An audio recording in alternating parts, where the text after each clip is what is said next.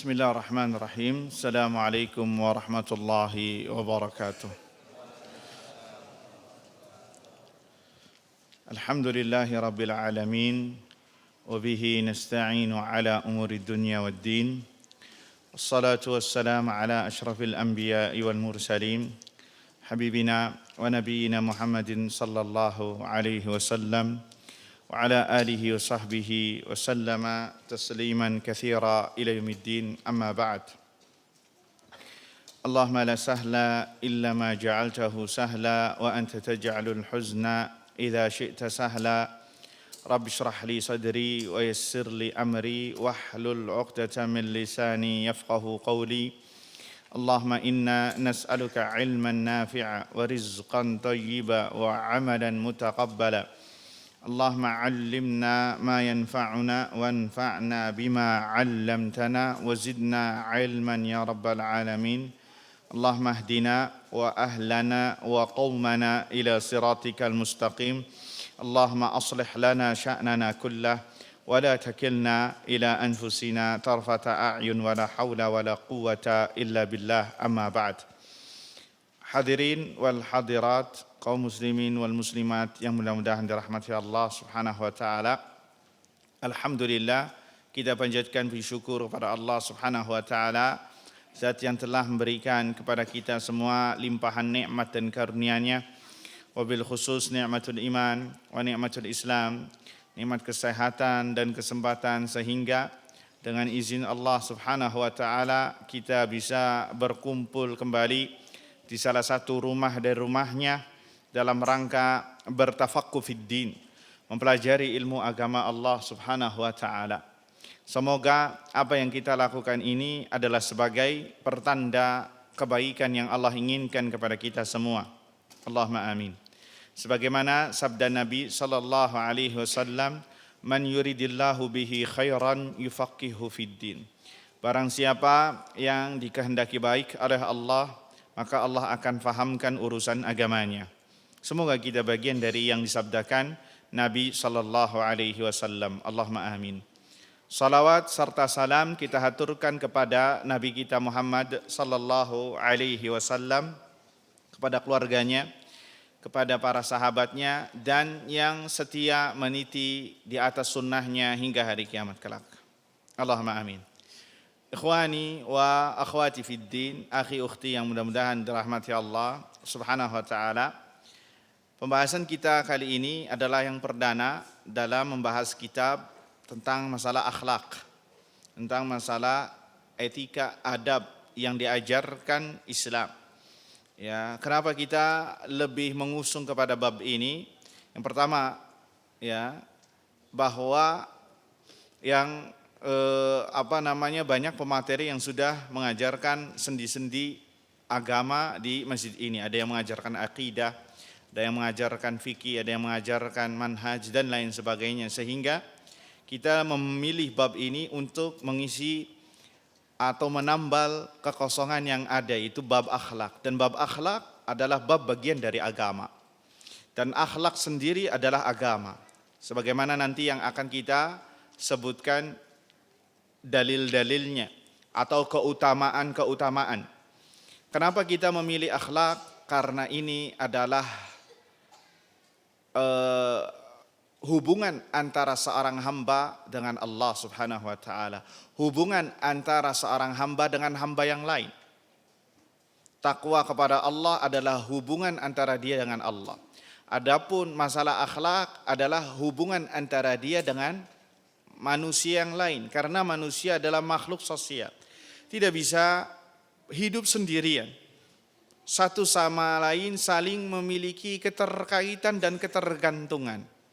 Dan muamalah manusia itu kaidahnya adalah timbal balik, saling memberikan manfaat dan maslahat. Sehingga Islam mengatur sangat luar biasa hubungan hablum minan nas ini. Selain hablum minallah, maka hablum minanas ini penting. Dia bagaikan dua sayap pada seekor burung, hablum minallah dan hablum minanas. Tidak boleh jomplang antara satu dengan yang lain. Sebagian dari kita hablum minallahnya sangat kuat, tetapi rusak di hablum minan nasnya. Kita lihat ada orang yang sholatnya rajin, puasanya rajin, sedekahnya rajin, ya, melakukan ketaatan kepada Allah luar biasa, tapi di lain sisi akhlaknya buruk. Akhlaknya tidak mencerminkan apa yang ia lakukan dari ibadahnya. Maka ini adalah bentuk ketimpangan yang harus diperbaiki. Bukan karena agamanya, tapi karena personnya. Dan sebaliknya, ada orang yang akhlaknya baik, ya, bermuamalah dengan manusia baik, berkata kepada manusia dengan baik, ya, berperilaku dengan baik. Tapi di satu sisi hablum minallahnya itu buruk. Bahkan kita dapati dia tidak sholat, tidak melaksanakan kewajiban, tidak melakukan apa yang Allah perintahkan. Kita dapati ada misal seorang wanita hablum minan nasnya baik, akhlak, tetapi tidak, misalkan tidak mentaati perintah Allah masalah hijab. Maka ini juga bentuk ketimpangan yang harus diperbaiki dan tidak boleh ditinggalkan. Harus diperbaiki. Maka pembahasan ini mudah-mudahan bisa menambal kekurangan yang ada pada kita semua. Dan kita semuanya memiliki kekurangan. Masalah akhlak. Bagaimana Islam mengajarkan kita tentang akhlak. Dan agama Islam menjunjung tinggi masalah akhlak. Lihat sabda Nabi SAW, innama bu'ithtu liutamima makarimal akhlak. Sesungguhnya aku diutus oleh Allah dalam rangka untuk menyempurnakan akhlak yang mulia. Jadi itu misi di antara misi Islam disebarkan di muka bumi dalam rangka untuk memuliakan dan memperbaiki akhlak kita. Maka mudah-mudahan dengan kita mempelajari kitab ini, saya bawakan kitabnya yaitu Ahaditsul Akhlak. Hadis-hadis yang berkaitan, yang berkenaan tentang akhlak, yakni akhlak mulia yang dianjurkan oleh Islam, yang Islam menyuruh kita untuk melakukannya. Jadi seputar fadilah akhlak yang dianjurkan oleh Islam, dan itu yang dilakukan oleh Rasulullah sallallahu alaihi wasallam atau Nabi SAW pernah menyampaikannya. Maka penting bagi kita untuk mendulang akhlak. Karena ayuhal ikhwah, akhlak adalah salah satu segmen yang terpenting pada seorang hamba. Bahkan akhlak ini adalah salah satu wasilah terbesar untuk mendakwahkan Islam kepada manusia. Kalau antum mungkin belum bisa mendakwakan dengan ilmu, belum bisa mendakwakan dengan harta, belum bisa mendakwahkan dengan apa yang ia punya dari jabatankah atau pangkatkah atau relasikah, maka berdakwah dengan akhlak ini kita bisa melakukannya. Dan pengaruhnya sangat besar sekali kepada manusia. Sangat besar sekali. Bahkan kalau kita sebutkan di dalam hadis-hadis ini, ada orang yang membenci Rasul SAW. Bahkan dikatakan orang yang paling dibenci olehnya di muka bumi adalah Rasul. Namun setelah melihat perangai Rasul yang begitu menakjubkan, yang begitu sangat luar biasa, sehingga dia terpesona sampai-sampai mengatakan, wallahi demi Allah, engkau adalah manusia yang paling aku cintai di muka bumi ini. Karena apa? Karena akhlak. Maka penting sekali ayuhal ikhwah, masalah akhlak jangan kita menyepelekannya. Dan akhlak bagian dari akidah. Akhlak bagian dari akidah yang diajarkan Islam. Karena ini menyangkut tentang fadilah, keutamaan, menyangkut tentang balasan, menyangkut tentang keutamaan-keutamaan yang Allah berikan di dunia maupun di akhirat, dan itu berupa keyakinan, akidah. Maka jangan disepelekan masalah seperti ini. Ikhwani fiddin azani Allah wa iyyakum, bahkan di Eropa sana banyak orang yang masuk Islam bukan karena melihat Al-Quran. Bukan masuk Islam karena mereka membaca hadis, tidak. Tapi di antara mereka, dan ini yang paling banyak disebutkan oleh beberapa dosen yang pernah ke sana, bahwa presentasi terbesar manusia, orang-orang kafir masuk Islam karena akhlak kaum muslimin di sana. Akhlak kaum muslimin yang begitu menakjubkan sehingga mereka merasa penasaran, apa sih agamanya mereka? Siapakah yang menyuruh Anda untuk berbuat ini? Orang kafir bertanya kepada kafir. Orang kafir bertanya kepada muslim. Maka jawabannya al-Islam. Maka dari situlah mereka takjub, terpesona, dan akhirnya sampai memeluk agama Islam. Jadi akhlak adalah media terbesar. Selain untuk diri kita sendiri, kita membutuhkan akhlak agar kita bisa selamat. Dan yang kedua adalah media terbesar agar mengharumkan nama Islam. Mempromosikan agama Islam. Saya bawakan hadis kitabnya itu Ahadithul Akhlaq.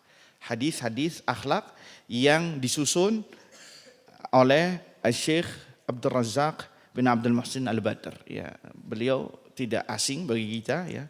Dulu pernah sering mengadakan tabligh akbar di Istiqlal ya. Dan beliau adalah dosen di Universitas Islam Madinah, guru pasca sarjana di bidang akidah dan beliau sudah pensiun dini. Dan beliau sekarang masih mengajar di Masjid Nabawi. Masih mengajar di Masjid Nabawi. Kalau antum umrah, ya mungkin bisa sempatkan untuk bisa hadir di majelis beliau. Hafizahullah ta'ala di Masjid Nabawi. Taib ikhwani fiddin azani Allah wa iyakum. Pembahasan kita kali ini ayuhal ikhwah tentang pentingnya berakhlak mulia. Pentingnya untuk berakhlak mulia. Betapa butuhnya kita pada akhlak yang mulia. Sebelum kita melangkah lebih jauh, di sini beliau berdoa dan di antara ciri khas beliau, entah itu di pengajian beliau atau di catatan susunan makalah beliau, selalu banyak berdoa karena berdoa itu senjata seorang muslim. Kata beliau, nas'alullah azza wa jal, kita berdoa kepada Allah azza wa jal agar memberikan kepada kita akhlak yang mulia, agar memberikan kita perangai yang lurus, yang mana ini adalah simbol dari ajaran uswah kita, qudwah kita, Nabi kita Muhammad sallallahu alaihi wasallam, yang mana Allah azza wa jal mengatakan kepada nabinya, memuji kepada nabinya, wa innaka la'ala khuluqin azim. Sesungguhnya engkau Muhammad benar-benar dalam perangai yang luhur, akhlak yang baik. Dan mudah-mudahan Allah Subhanahu wa taala selalu memberikan hidayah kepada kita, memberikan petunjuk dan menganugerahkan kepada kita akhlak yang mulia. Karena sekali lagi nanti kita akan bahas, tidak ada yang memberikan akhlak kecuali Allah Subhanahu wa taala. Dan semoga Allah menjauhkan kita segala perangai yang buruk. Allahumma amin. Ikhwani fiddin azani Allah yakum. Apa sih urgensinya berakhlak mulia? Seberapa pentingkah kita harus berakhlak mulia? Dan kenapa kita harus berakhlak mulia? Ini pertanyaan-pertanyaan ini penting harus kita paparkan dan kita jawab. Karena untuk apa kita berakhlak mulia? Hanya untuk berdakwahkan saja untuk orang lain, ataukah untuk diri sendiri kita butuh juga terhadap akhlak ini? Ikhwani fiddin azani Allah yakum. Perlu antum ketahui bahwa yang namanya akhlak seseorang, adab dan etika seseorang adalah unwanu falahil mar'i wa sa'adatihi fid dunya wal akhirah. Ciri seorang itu akan beruntung. Kebaikan akhlak seseorang, budi pekerti yang luhur dari seseorang, adab dan etikanya adalah bagian, kata Syekh, unwan, ciri, tanda akan keberuntungan seseorang di dunia dan di akhirat. Jika ada orang yang baik agamanya, baik akhlaknya, maka ini pertanda Ini orang-orang yang akan mendapatkan keberuntungan di dunia dan di akhirat. Berarti sebaliknya. Kalau ada orang yang berperangai buruk, tidak beradab, tidak beretika, ya, maka ini ciri bahwa dia adalah orang yang sengsara di dunia dan di akhirat. Waliyadzubillah. Khwani wa akhwati fid din, a'azzani Allah wa yakum. Kenapa dikatakan demikian? Karena kata beliau, wa mastujlibatil khairat bimithlil khuluqil fadil wal adabil karim. Dan tidaklah kebaikan itu didapatkan kecuali dari jalan akhlak ini, dari jalan adab yang mulia ini. Hampir seluruh kebaikan itu tidak bisa didapatkan semisal dengan akhlak, semisal dengan adab. Ya, karena apa?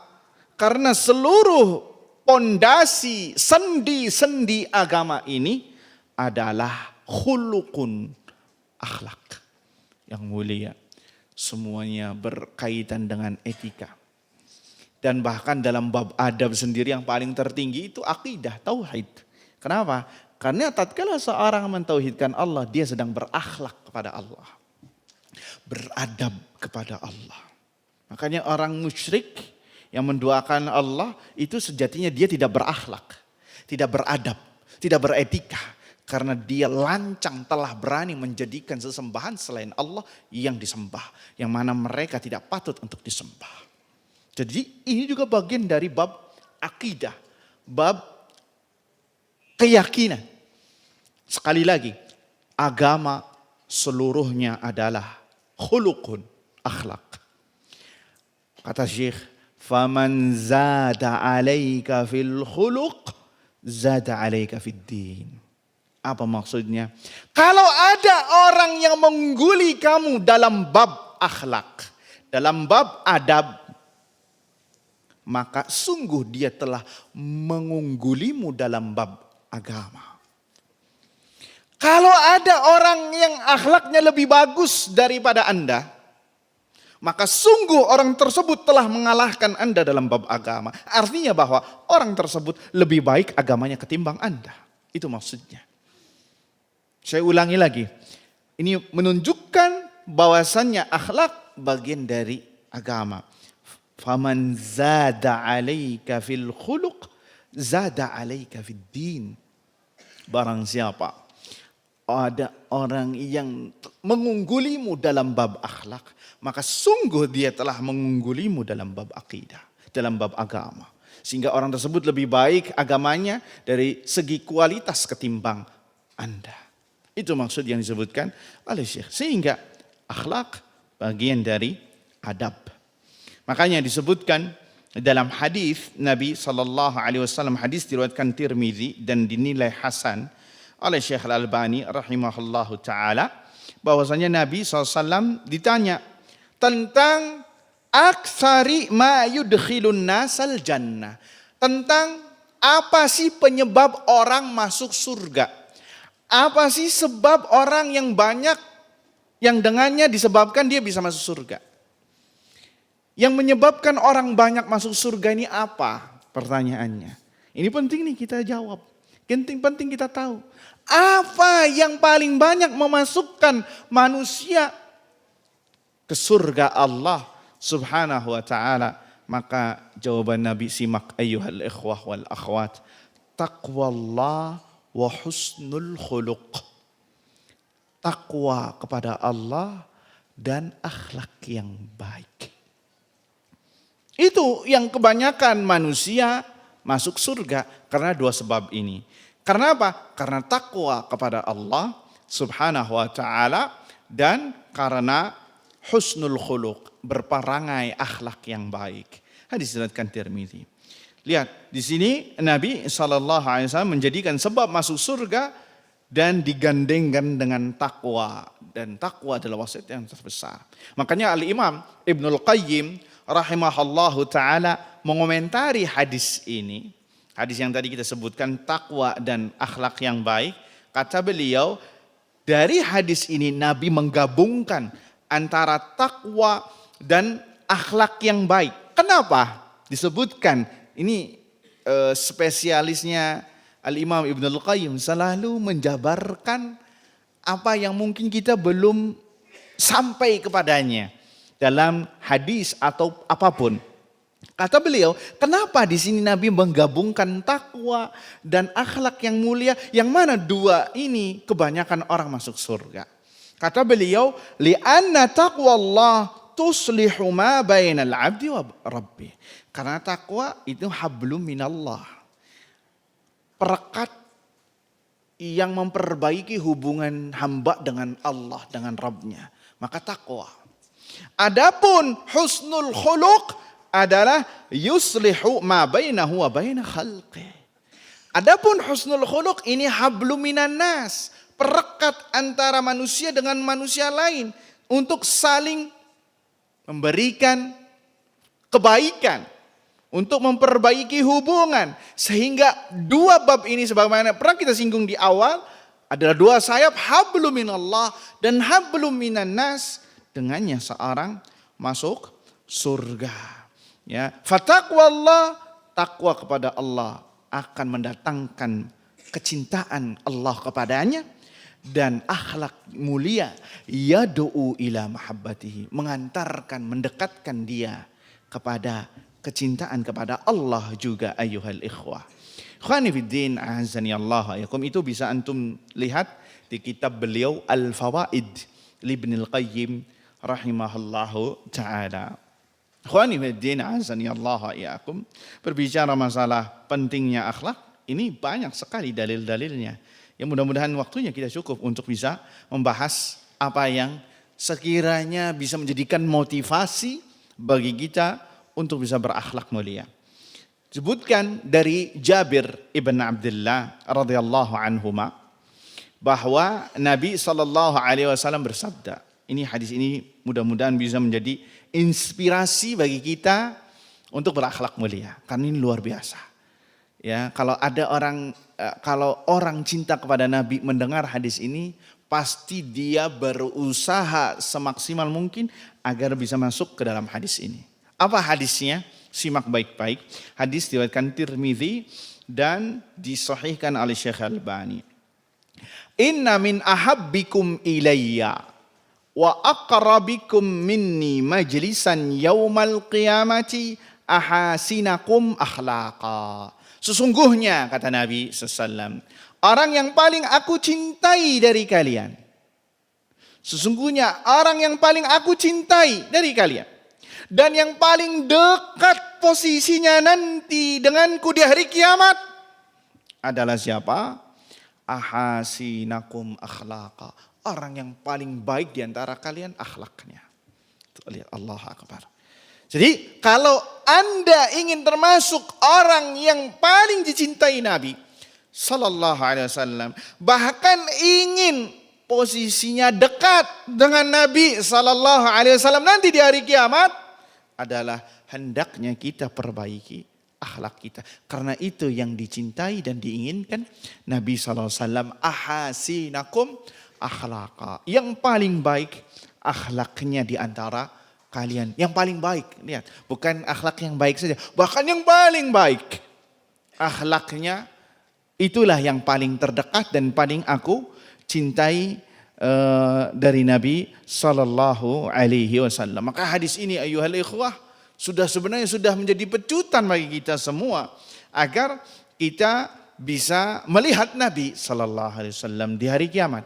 Bisa bukan hanya sekedar melihat, bahkan mendekat atau duduknya bersejajar dengan Nabi SAW disebabkan karena akhlak. Bisa jadi kita nggak melihat Nabi. Bisa jadi melihat mungkin dari kejauhan. Nggak kelihatan mukanya Nabi SAW. Nah, Nabi ngasih informasi. Kalau antum ingin dekat denganku, ingin posisinya, ingin duduk bersamaku nanti di hari kiamat, maka ini jawabannya, kasih formula. Ahasinakum akhlaqa. Yang paling baik akhlaknya. Semoga kita semua termasuk orang yang bisa merealisasikan hadis ini sehingga menjadi orang yang dicintai Nabi Sallallahu Alaihi Wasallam dan orang yang paling dekat duduknya kepada Nabi Sallallahu Alaihi Wasallam. Katakan amin ya ikhwah. Allahumma amin. Ikhwani fiddin, azani Allah yakum. Kemudian hadis berikutnya yang menjelaskan tentang urgensi akhlak mulia. Dari Abu Hurairah radhiyallahu anhu, Nabi kita sallallahu alaihi wasallam bersabda, "Innakum lan tasa'un nasa bi amwalikum." Sesungguhnya kalian tidak bisa memuaskan manusia sehingga manusia senang terhadap Anda dari harta kalian. Sesungguhnya engkau tidak bisa menjadikan manusia senang dengan hartamu. Dengan engkau sering ngasih fulus, ngasih sodako, ngasih bahan makanan pokok dan lain sebagainya. Tidak bisa. Tidak semuanya. Walaupun antum kaya raya, ya, tidak semuanya dikasih. Ya. Karena keterbatasan. Walakin kata Nabi, akan tetapi yasa'uhum minkum bastul wajhi wa husnul khuluq. Akan tetapi bisa kalian senangi seluruh manusia sehingga manusia merasa terpesona dengan antum disebabkan bastul wajh, muka yang ceria, wa husnul khuluq, dan akhlak kepribadian yang baik. Itu lihat. Dan ini survei membuktikan, ayyuhal ikhwah, kita nggak bisa memberikan kepada manusia harta kita, nggak bisa. Karena harta kita terbatas. Karena manusia itu kalau dikasih harta langsung apa? Langsung suka, cinta. Iya apa tidak? Karena seluruh manusia suka sama harta, yang soleh ataupun yang taleh. Semuanya suka, yang tidak suka cuma satu, mayit. Iya apa tidak? Mayit tidak suka harta. Sudah beda alam. Tapi manusia yang masih hidup, kalau diberi harta dia suka.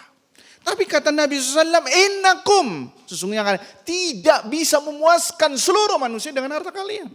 Ada 1, 2, 3 saja yang bisa merasakan harta kita. Tetapi kalian bisa memuaskan manusia dengan apa? Bastul wajh. Muka yang sumringah, yang ceria, senyum, wa husnul khuluq, dan akhlak yang baik. Ini yang harus kita perhatikan. Ya. Ini yang harus kita perhatikan. Jangan sampai kita yang sudah ngaji mukanya cemberut mulu. Ya, seperti dompet di akhir bulan. Ya. Atau di awal bulan, enggak tahu, atau di pertengahan. Ya. Padahal orang sudah ngaji, sudah lama ikut taklim, tapi masih saja tidak bisa untuk bermuka ceria. Ya, padahal ini dianjurkan oleh Nabi SAW, la tahqiranna minal ma'rufi syai'an walau an talqa akhaka biwajhin talik. Janganlah engkau meremehkan kebaikan sedikit pun, walaupun hanya bermuka ceria, senyum kepada saudaramu. Itu dinilai apa? Sedekah. Yang dia mendapatkan pahala sedekah. Khani fiddin, a'azzani Allah wa iyyakum. Jadi penting sekali kita untuk bisa berakhlak mulia. Ya, karena berakhlak ini kalau antum bersedekah dengan harta, enggak semua orang bisa. Hatta orang yang sudah tajir pun enggak semuanya bisa dikasih harta. Tetapi kalau dengan akhlak semua orang bisa. Semua orang bisa, dan itu mudah. Dan itu mudah. Makanya Ibnu Umar mengatakan, Bunayya innal birra syai'un hayyin. Wahai anakku, sesungguhnya kebaikan itu sangatlah mudah. Yaitu apa? Wajhun taliqun wa kalamun layyinun. Wajah yang sumringah dan perkataan yang baik. Maka itu adalah akhlak yang mulia. Khani fiddin, azani Allah yakum.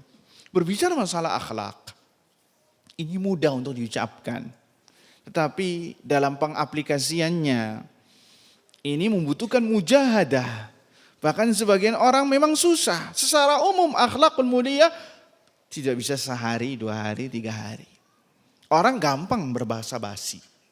Orang gampang untuk memperbaiki, ibarat orang memakai topeng. Tapi yang namanya akhlak mulia Itu tidak sehari, 2 hari, 3 hari. Terus. Dan ini yang susah. Yang membutuhkan pengorbanan, mujahadah. Makanya Syekh di sini menyinggung bahwa ketahuilah akhlak yang baik adalah anugerah dari Allah Subhanahu wa taala. Wa tafaddulun minhu, pemberian darinya. Yahdi li ahsaniha man syaa. Allah memberinya kepada siapa saja yang dikehendaki. Min ibadi, dari hambanya. Makanya kita perhatikan ada orang yang gampang banget berakhlak mulia. Emang sudah perangainya.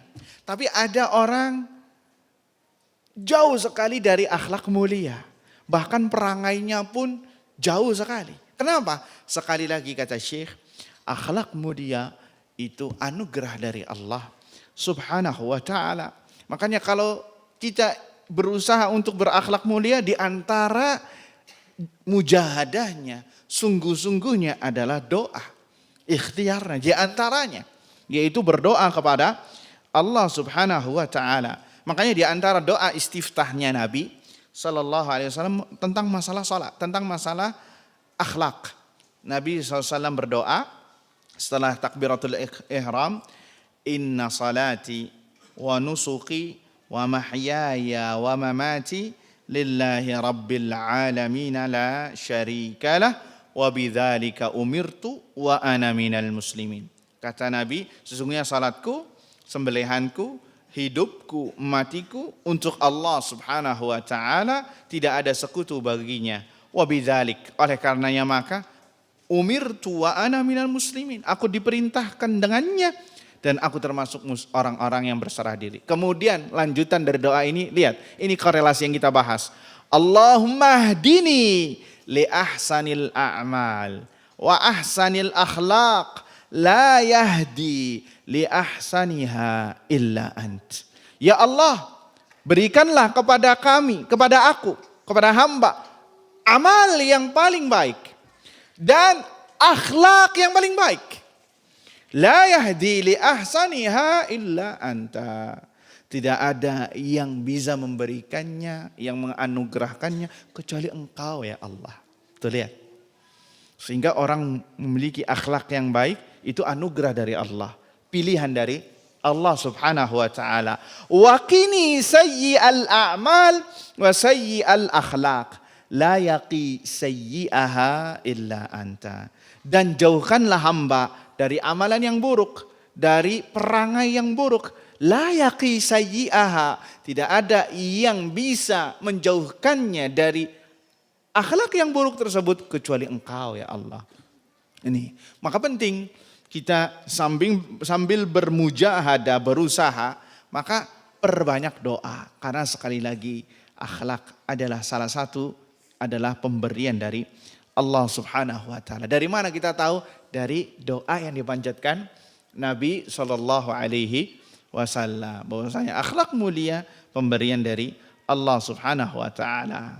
Dalam riwayat lain disebutkan ya, Nabi SAW berlindung dari akhlak yang buruk.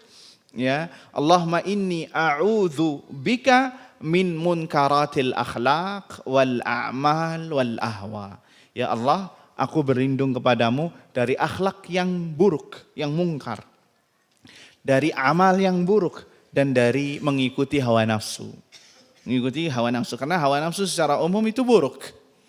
Ya, tidak ada hawa nafsu yang mengajarkan kepada keburukan, kebaikan, tapi kebanyakan secara besar mengajarkan kepada mengajak kepada keburukan. Sebagaimana perkataan Yusuf, innan nafsa la ammaratun bisu. Sesungguhnya jiwa ini selalu mengarahkan kepada keburukan, hawa nafsu. Ya, sehingga dalam Al-Quran itu orang yang menuruti hawa nafsunya itu adalah orang yang buruk. Jadi penting nih, kita sering kalau bisa hafalkan doa-doa yang tadi kita sebutkan ini. Ya, panjatkan di waktu-waktu yang diijabah, yang mustajab, ya, agar kita termasuk orang yang mendapatkan akhlak yang mulia. Kalau kita telusuri Pak, banyak sekali dalil atau doa-doa Nabi SAW bahwasanya Nabi meminta akhlak yang mulia dan dijauhkan dari akhlak yang buruk. Di antara yang hadis diriwayatkan oleh Imam Ahmad Hadis ini disahihkan oleh Syekh Al-Albani rahimahullah taala. Ini diantara doa kalau kita bercermin. Ya, doa kalau kita bercermin. Allahumma ahsanta khalqi fa ahsin khuluqi. Ya Allah, sebagaimana Engkau memperbagus rupaku, maka perbaikilah akhlakku. Perbaikilah akhlakku. Baguskanlah akhlakku. Ini Nabi mengajarkan kepada kita agar kita meminta kepada Allah akhlak yang mulia. Karena sekali lagi yang memberikan akhlak mulia adalah Allah subhanahu wa ta'ala. Ikhwani fiddin, a'azzani Allah wa iyyakum. Dan perlu antum ketahui ya, bahwasanya tadi telah disebutkan bahwa akhlak itu pemberian dari Allah subhanahu wa ta'ala. Oleh karenanya maka Tawus ibn Kaisan mengatakan ya, inna hazihil akhlaq manaih yamnahuha Allah azza wa jal man yasha'u min ibadihi. Sesungguhnya akhlak ini adalah anugerah yang Allah anugerahkan kepada hambanya yang Allah kehendaki. Fa iza arada Allah azza wa jal bi 'abdin khairan manahahu minha khuluqan salihah. Kalau Allah menginginkan kebaikan kepada seorang hamba, maka Allah anugerahkan kepadanya akhlak yang baik. Berarti kebalikannya mengerikan ini. Kalau Allah menginginkan keburukan kepada seorang hamba, maka dia tidak memiliki atau tidak berperangai akhlak yang baik. Hati yang keras, orangnya kasar, orangnya tidak lembut. Kalau berkata, ya, seluruh kebun binatang keluar dari mulutnya. Ya, yang ada di kebun binatang atau yang di luar kebun binatang pun keluar. Entah itu dia lagi marah atau ngomong biasa, itu belum sampai titik koma sudah ada 4-5 hewan keluar dari mulutnya. Apakah orang ini adalah orang-orang yang dikehendaki baik oleh Allah? Ingat, tadi telah kita singgung bersama bahwasanya akhlak mulia unwan, alamat, tanda dia adalah orang beruntung. Berarti kalau orang yang tidak demikian, berarti pertanda dia orang ini sengsara. Apalagi kita hidup di tengah-tengah daerah yang gampang banget orang mengatakan kalimat kotor, kalimat menjijikan, kalimat kasar tanpa ada merasa dosa. Bahkan sebagian orang itu menjadi sebuah kebiasaan yang dianggap biasa. Waliyadzubillah. Maka ini adalah ayuhal ikhwah bagian dari keburukan yang harus kita hindari. Ikhwani fiddin, a'azzani Allah wa iyyakum. Makanya Abdullah bin Mas'ud mengatakan bahwasanya innallaha ta'ala qasama bainakum akhlaqakum kama qasama bainakum arzaqakum. Sesungguhnya Allah ini sudah membagi-bagi akhlak kalian sebagaimana Allah sudah membagi-bagi rizki kalian. Jadi akhlak itu bagian dari rizki, Pak.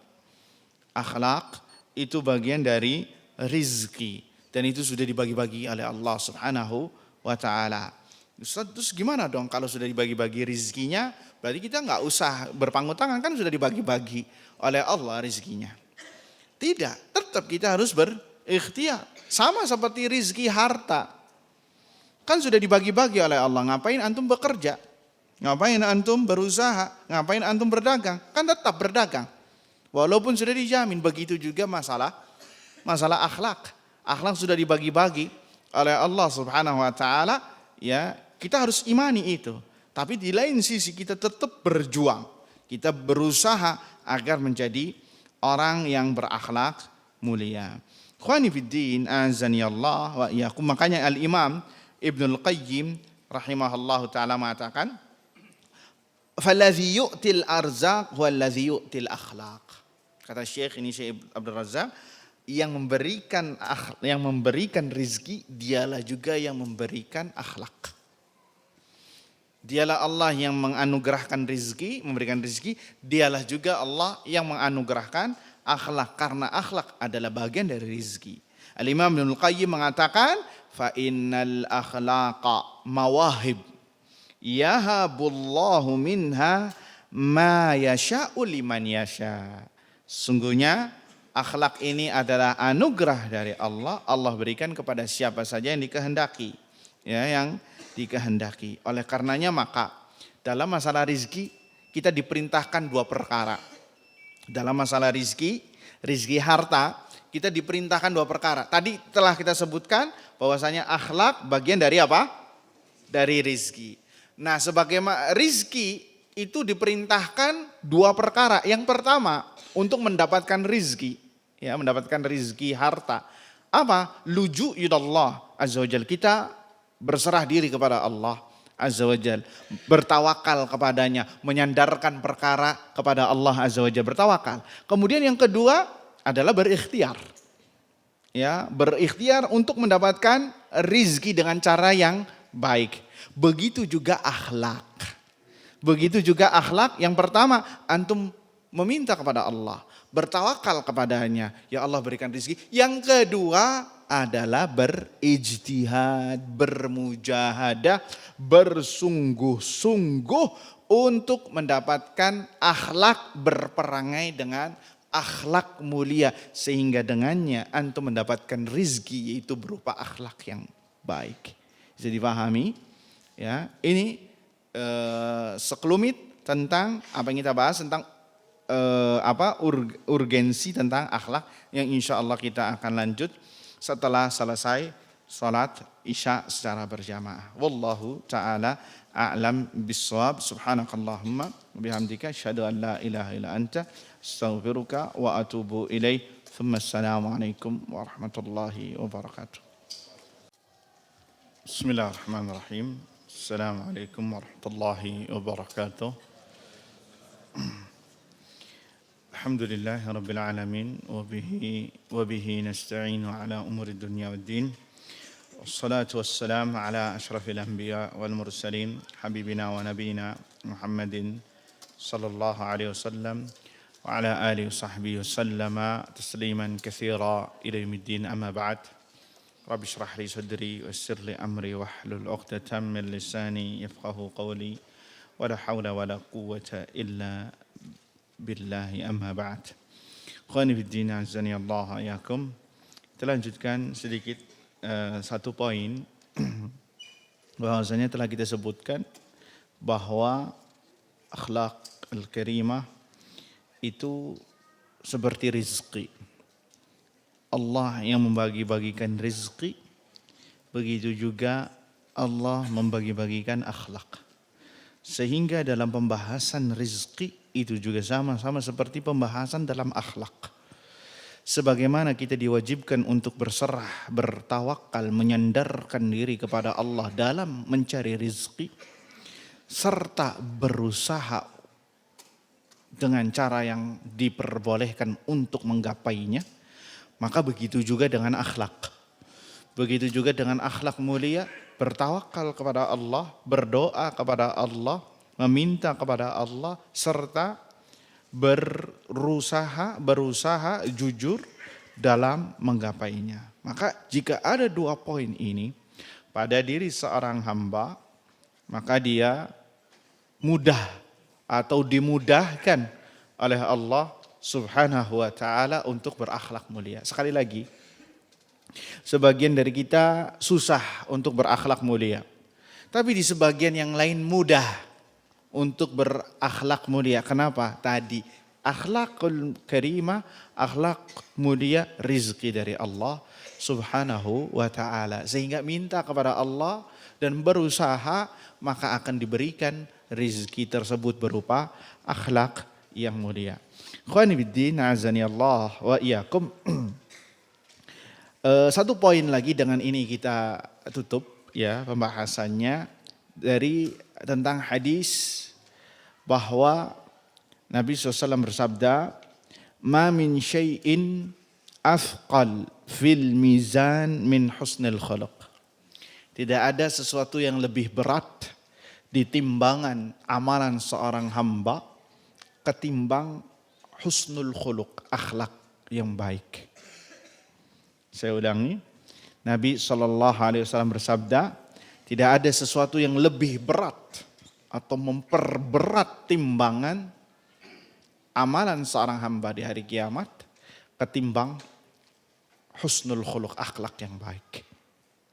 Ya, ini hadis diriwayatkan oleh Abu Dawud, ya, disahihkan oleh Syekh Al-Albani.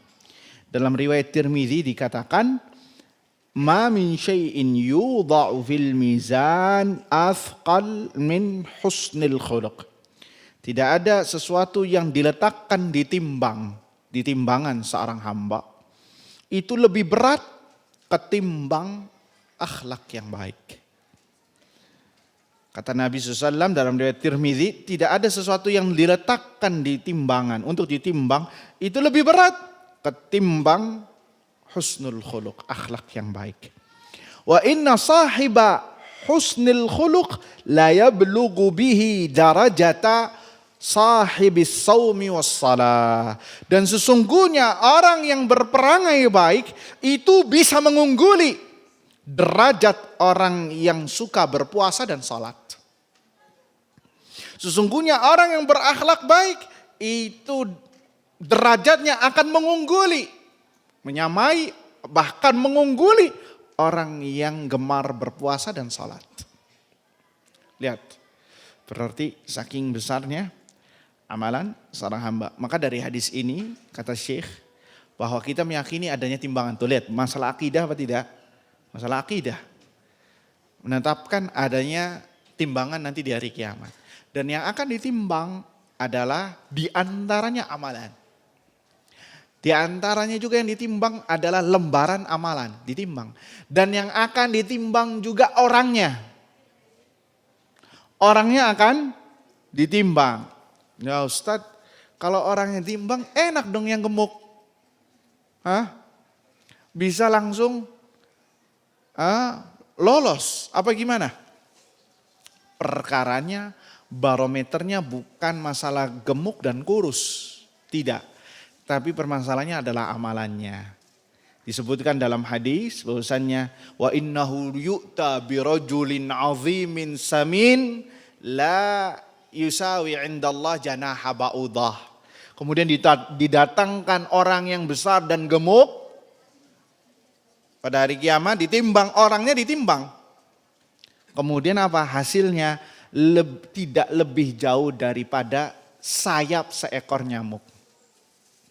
Sayap seekor nyamuk. Kenapa? Amalannya sedikit.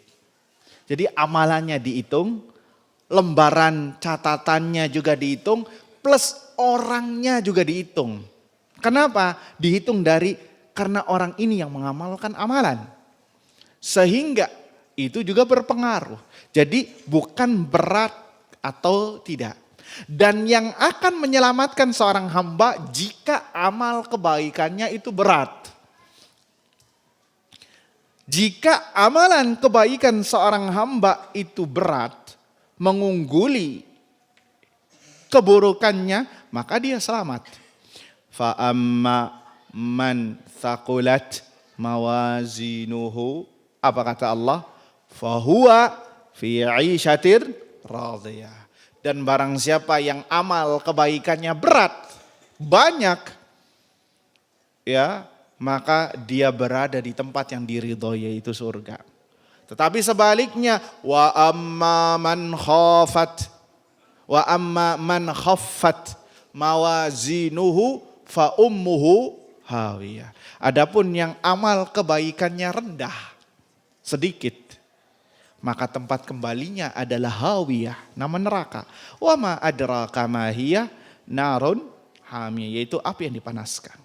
Jadi ayyuhal ikhwah, kalau selamat maka amal kebaikannya yang harus berat. Nah, ada satu amalan yang akan memperberat kebaikan seorang hamba, yaitu husnul khuluq, akhlak yang baik. Bahkan disebutkan oleh Nabi sallallahu alaihi wasallam adalah yang paling memberatkan.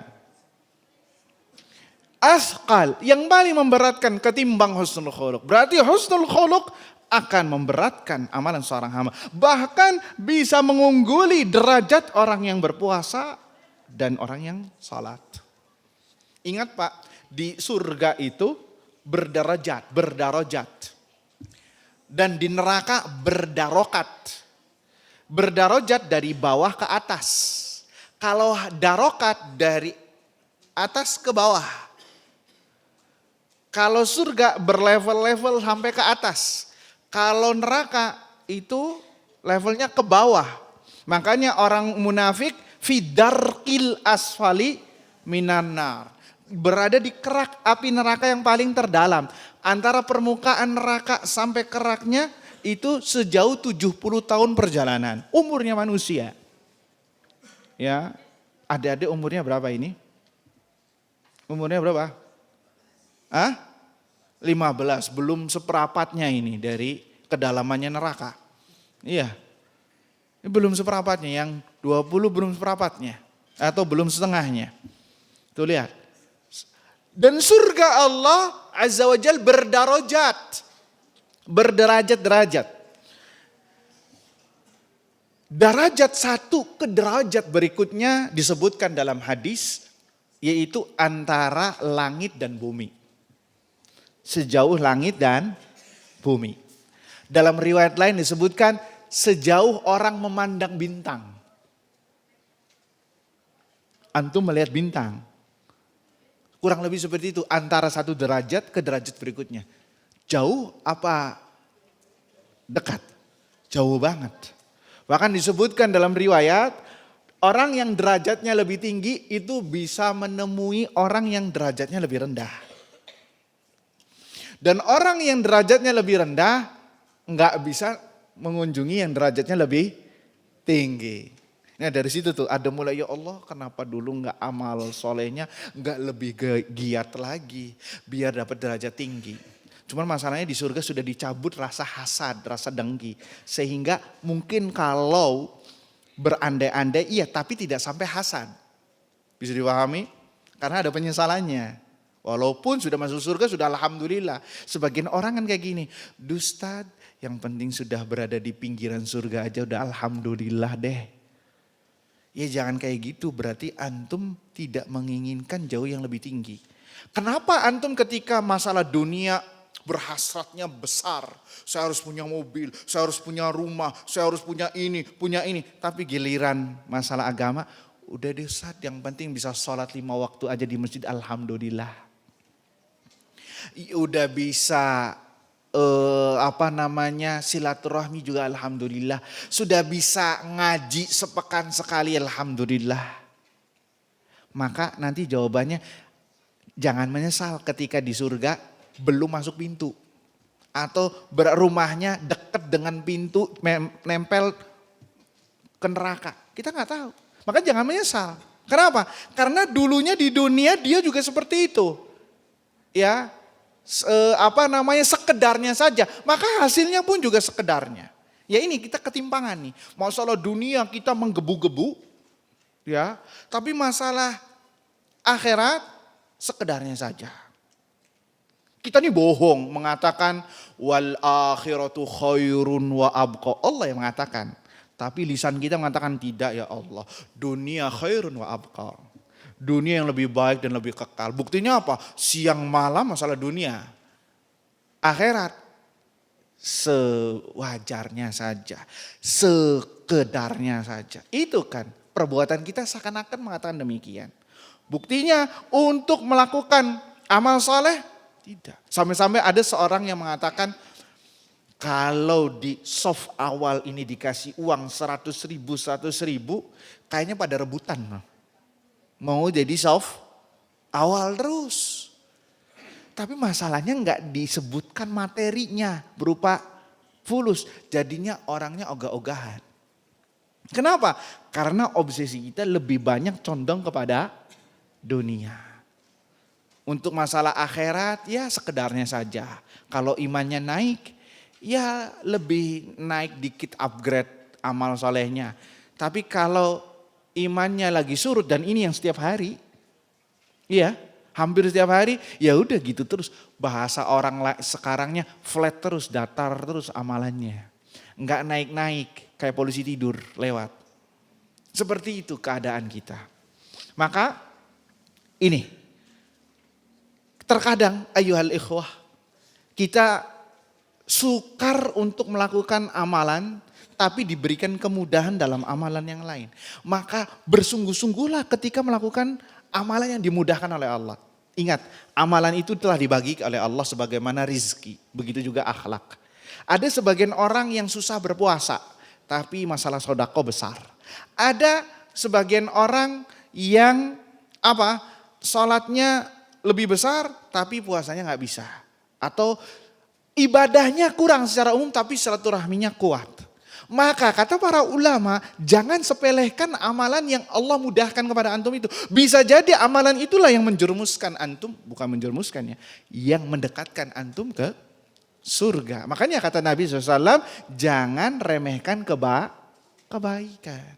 Dalam riwayat lain, ittaqun nara walau bisyikit tamrah. Takutlah kepada Allah walaupun sedekah 1 korma. Seperti itu. Ayuhal ikhwah. Nah di sini ada akhlak yang bisa memperberat amalan seorang hamba, yaitu dengan akhlak yang mulia. Ini saja ayuhal ikhwah yang bisa disampaikan. InsyaAllah kita lanjutkan pada pertemuan yang akan datang. Masih tentang urgensi, tentang pentingnya akhlakul karimah. Dan apa itu akhlakul karimah, rukun-rukunnya dan amalan-amalan yang besar yang menjadi penopang dari amalan-amalan akhlak-akhlak yang lain yang insya Allah kita akan bahas pada pertemuan yang akan datang. Tapi jika ada yang mau ditanyakan, dipersilahkan. Nah, silakan. Assalamualaikum.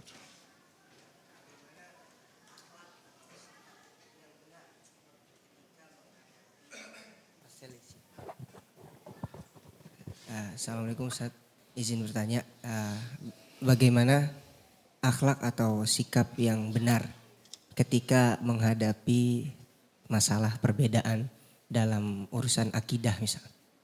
Syukran jazakumullah khairan. Nah ini pembahasan akidah ya, pembahasan akidah kalau dijawab bisa 1 kajian lagi nih ya.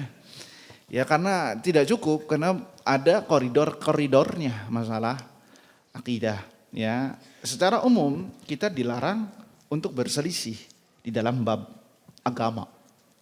Allah Azza wa Jalla berfirman dalam surat Al-Imran, wa'tasimu bihablillahi jami'an wa la tafarraqu. Berpegang teguhlah kalian, bersatulah kalian dengan tali Allah dan janganlah bercerai-berai, berselisih. Tidak diperbolehkan secara umum.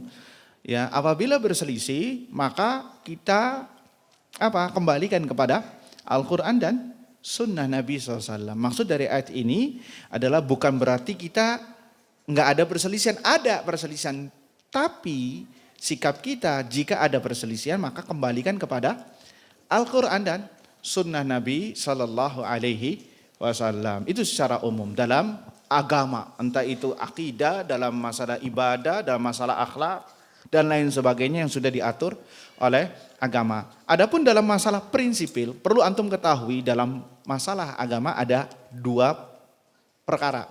Pertama, perkara prinsipil, perkara usul. Ya, diantaranya kebanyakan permasalahan akidah dan permasalahan furu', yakni di luar prinsipil, yakni cabang-cabang.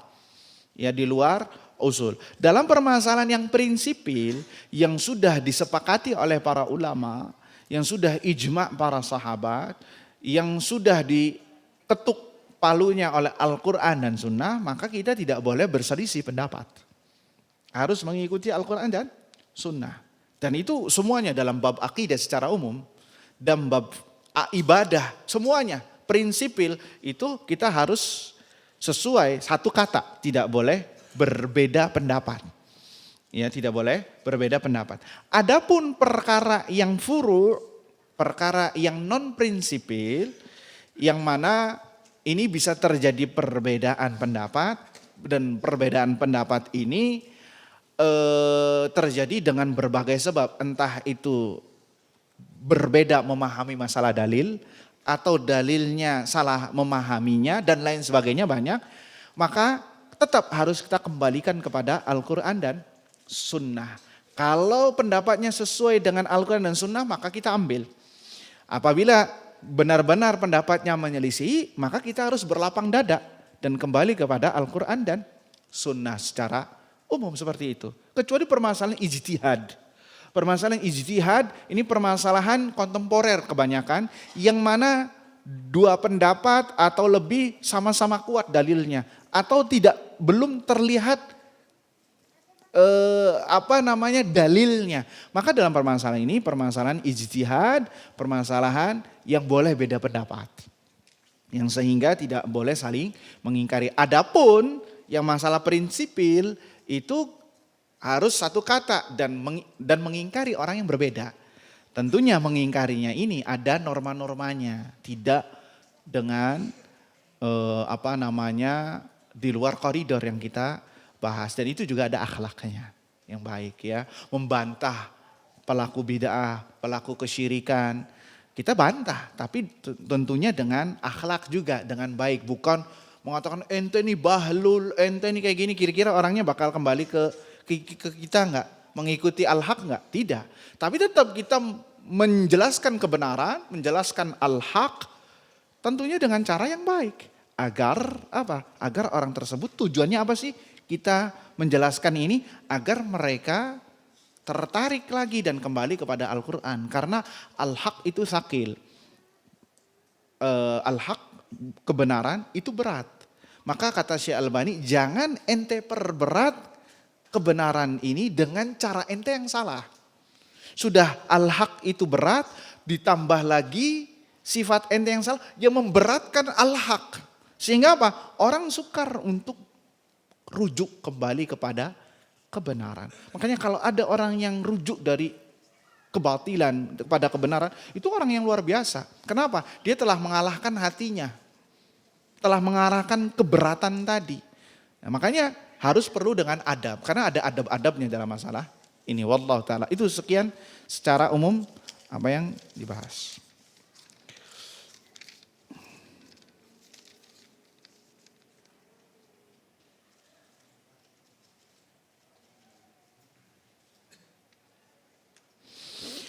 Masalah ini marah ya. Bagaimana menurut Ustadz kalau marah tetapi selalu menyalahkan orang lain karena membuat dia marah, memicu kemarahannya, mohon penjelasannya. Ini sebenarnya udah akan dibahas nanti pada pertemuan yang kedua tentang masalah marah. Di sini disinggung oleh Syekh Abdul Razak dan bagaimana caranya. Pertama, Islam menjauhkan sifat-sifat atau sebab-sebab yang menyulut kemarahan. Itu yang pertama. Kemudian yang kedua, kalau marah dan terjadi marah itu bagaimana? Ada petunjuk-petunjuk Nabi masalah ini. Makanya di sunnah yang paling benar ketika marah itu udah diem. Nggak usah ngomong. Kenapa? Karena ketika antum lagi marah itu luapan emosi itu bukan antum yang mengendalikan. Lagi tidak terkendali. Makanya sampai ada yang bertanya, Ustadz, dengan nada penyesalan yang tinggi dan berat. Ustadz, ana habis marah sama istri saya. Terus kemudian saking kesalnya saya bilang talak. Saya masih cinta sama dia, Ustadz. Saya menyesal. Tuh lihat, tuh gara-gara ngomong. Gimana? Apakah jatuh talak ataukah tidak? Waduh. Ini yang keberapa Pak talaknya? Ini yang kedua. Waduh. Kalau ketiga antum nangis, bakal harus nikah dulu sama orang lain. Ya, bukan nangis saja, bahkan bisa jadi antum kalau masih cinta nggak terima dia nikah dengan orang bisa mati antum. Tuh lihat, gara-gara apa? Gara-gara lisannya tak terkendali ketika marah. Jadi ada pembahasan khusus nih ya dari ibu-ibu ya, kalau kita bahas mungkin jam 10 baru kelar ya. Itu nanti insya Allah sabar ya, ada pembahasan masalah marah disinggung oleh Syekh Abdul Razak pada pertemuan berikutnya insya Allah.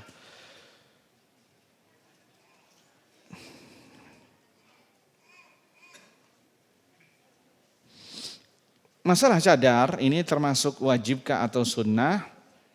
Ini termasuk permasalahan fikih yang diperdebatkan oleh para ulama, ya. Ini diperdebatkan oleh para ulama. Di antaranya pendapatnya Syekh bin Baz mengatakan cadar, dan ulama-ulama Saudi secara umum itu wajib, ya. Mereka juga punya dalilnya banyak, ya. Kemudian pendapat yang kedua, dan ini masyhur di negeri kita, ini diantaranya pendapat Syekh Albani rahimahullah ta'ala, bahwasanya cadar ini hukumnya sunnah. Ya, ini hukumnya sunnah. Ini yang masyhur dari kita semua.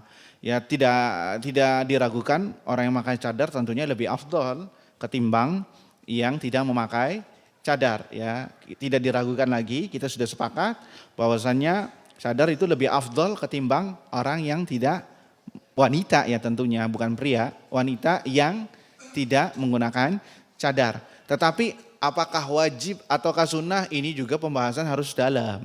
Karena dua-duanya dalilnya sangat kuat. Ya, sangat kuat.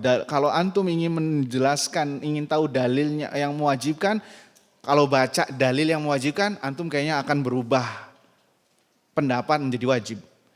Begitu juga dengan yang sunnah. Syekh Albani punya kitab khusus masalah hijab ini yang mengatakan bahwasanya cadar ini hukumnya sunnah, hukumnya sunnah. Syekh bin Baz dan ulama Saudi lainnya mengatakan bahwasanya cadar hukumnya wajib.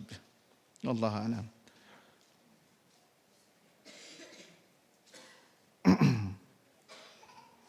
Intinya muka ya di sini, apakah hukum memakai cadar tapi tidak menutup alisnya, hanya kelihatan matanya saja sebenarnya. Ya, matanya saja dalam cadar, karena tujuan untuk menutup menggunakan cadar itu menutup wajah, ya, menutup wajah. Makanya sangat mengherankan kalau ada orang pakai cadar tapi matanya dicelak. Ya, tahu celak? Pakai apa itu? Apa namanya? Ismit itu. Ya, ini termasuk kesalahan besar. Tujuan ya anti memakai cadar itu untuk menutupi keindahan wajah anti. Lah kok pakai cadar tapi matanya dicela? Ini kan menggoda, ya.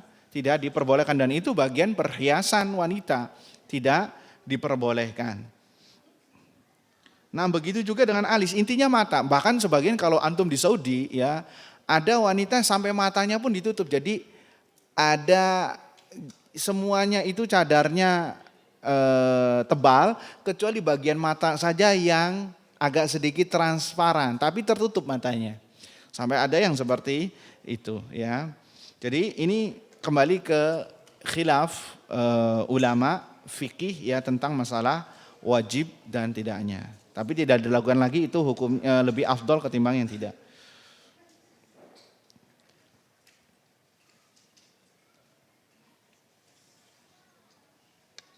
Bagaimana apabila ada orang yang taat tapi karakternya memang keras dan kasar? Apakah bisa dikatakan akhlak yang kurang baik? Tadi telah disinggung di pertama ya, bahwa ada orang yang jomplang sebelah. Dia habluminallahnya baik, tapi habluminannasnya rusak. Ini telah kita singgung di awal. Ya. Dan itu banyak. Habluminallahnya baik, taat, sholat, puasa, tapi mulutnya sering gibah. Ya, ini contoh misalkan ibu-ibu ya, masya Allah, ketika pengajian juga masya Allah aktif ya, sholat nggak pernah ditinggal, sholat sunnahnya, puasa Senin Kemis, bahkan puasa Daud. Tapi giliran arisan, dia yang paling nyablak masalah ghibah, ya nomor 1.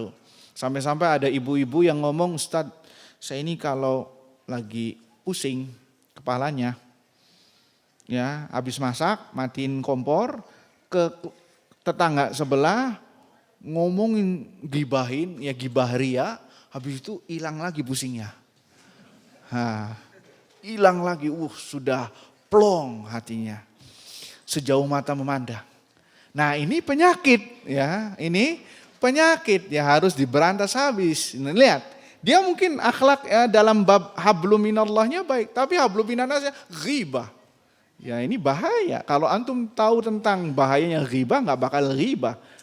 Amal kebaikannya akan dimakan, ditransferkan kepada yang lain. Waliyadzu billah. Nas'alullah salamata wal afiyah. Semoga kita semua diberikan akhlak yang baik, akhlak yang mulia ya oleh Allah Subhanahu wa taala, dan semoga apa yang disampaikan bermanfaat untuk kita semua, untuk diri saya pribadi dan kepada para hadirin dan hadirat yang mudah-mudahan dirahmati Allah Subhanahu wa taala. Semoga apa yang disampaikan bermanfaat. Kita tutup dengan doa kafaratul majlis. Subhanakallahumma wa bihamdika asyhadu an la ilaha illa anta astaghfiruka wa atubu ilaik. Assalamualaikum warahmatullahi wabarakatuh.